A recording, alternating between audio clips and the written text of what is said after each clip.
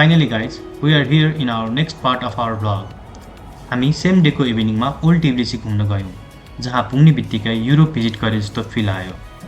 हुन त यो कन्ट्री युरोपको बोर्डरमा पर्छ, अथवा भन्नुपर्दा एसिया र युरोपको नेचुरल बोर्डरको रूपमा लिइन्छ, जसले गर्दा यहाँको कल्चर, आर्किटेक्चर र लाइफस्टाइल सबै मिक्स फिल हुन्छ।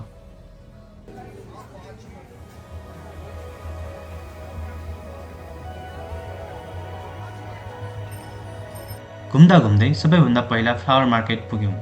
त्यहाँ भएको कलरफुल फ्लावरहरू, फ्रेस स्मेल र त्यो मार्केटको भाइबले मन चाहिँ एकदम तानिरहेको थियो। तर प्राइसहरू एकदमै एक्सपेन्सिभ भएको कारणले हामीले फ्लावर किनेनौँ।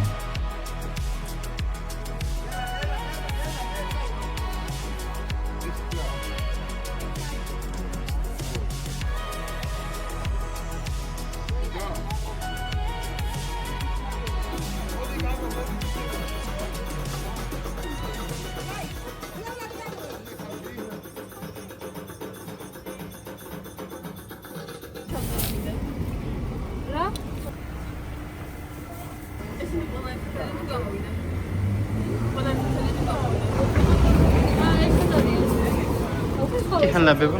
कट्टुस खान ला?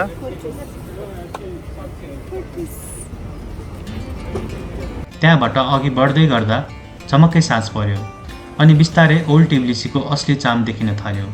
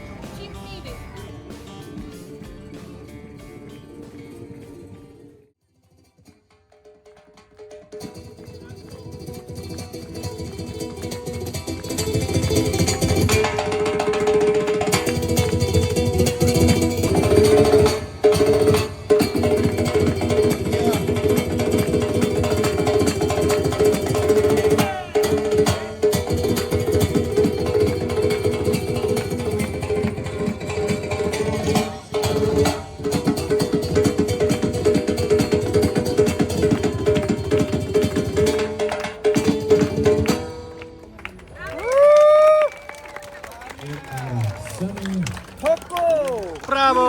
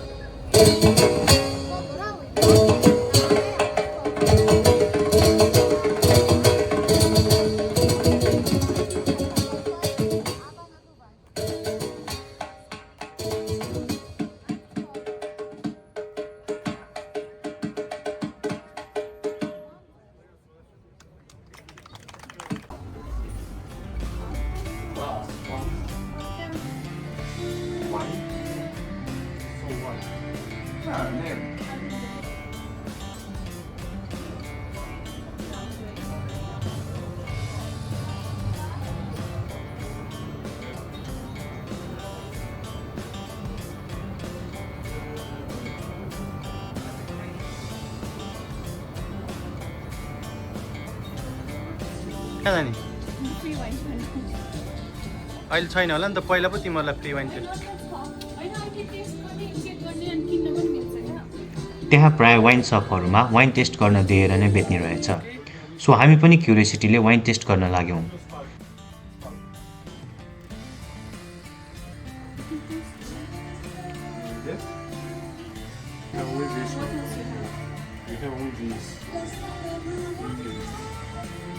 And one A, this is a white wine, green, probably wine, great, sweet. You can taste those.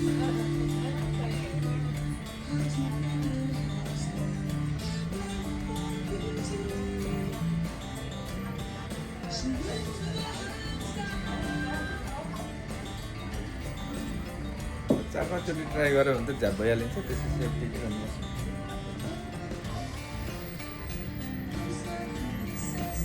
के खास भन्नु न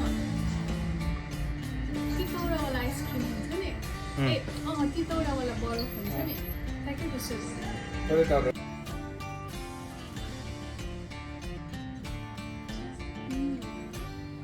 नाइस डिफ्रेन्ट फ्लेभर र एरोमा भएका वाइनहरू टेस्ट गर्दा एकदमै इन्ट्रेस्टिङ एक्सपिरियन्स हुने तर सिटी एरिया भएकाले यहाँका वाइनहरू रेगुलर प्राइसभन्दा अलि महँगो हुने रहेछ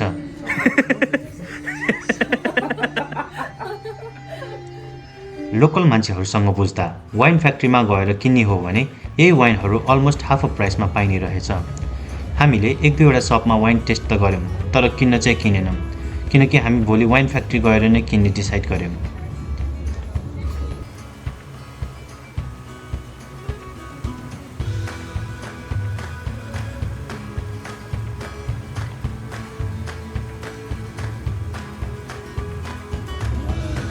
त्यहाँबाट अघि बढ्दै गर्दा हामी रेस्टुरेन्ट एरियातिर पुग्यौँ जहाँ थुप्रै बार क्याफे र रेस्टुरेन्टहरू लाइनअपमा देखिन्थे स्ट्रिट पुरै थमेल जस्तै लाइभली थियो म्युजिक कलरफुल लाइट्स र क्राउडले यो एरियालाई झनै मजाको र इनर्जेटिक बनाइरहेको थियो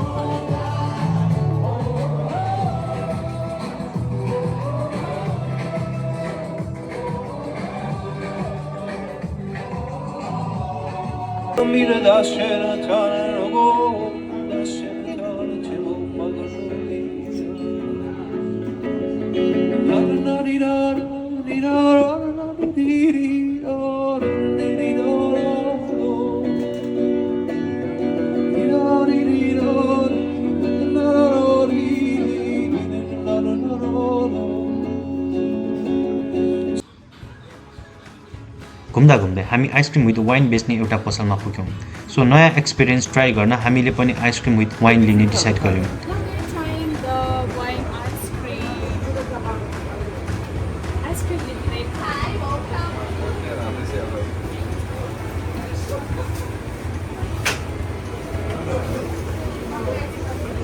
Vanilla only one. Thank you. Try गर्नु त कस्तो रहेछ टेस्टी रहेछ भने चाहिँ खानु पर्यो तर आई डोन्ट थिंक अस्ति होइन दुईटा त मगाउने नै हो नि होइन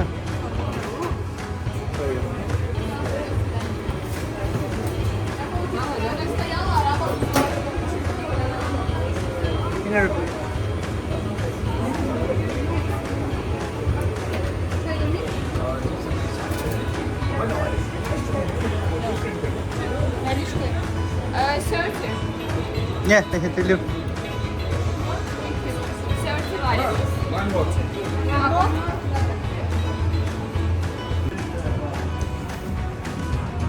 So we tried wine ice cream.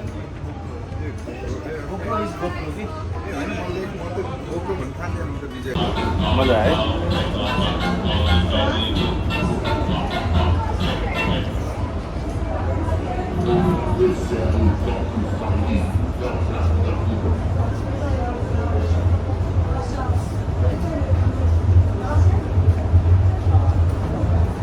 कस्तो छ यो वाइन आइसक्रिम तर सेम डिफ्रेन्स छैन है वाइन त त्यस्तो साह्रो साह्रो खाइरहेको छु Сколько? Евро 300 стаканчики? 3 стаканчика. Хорошо. Я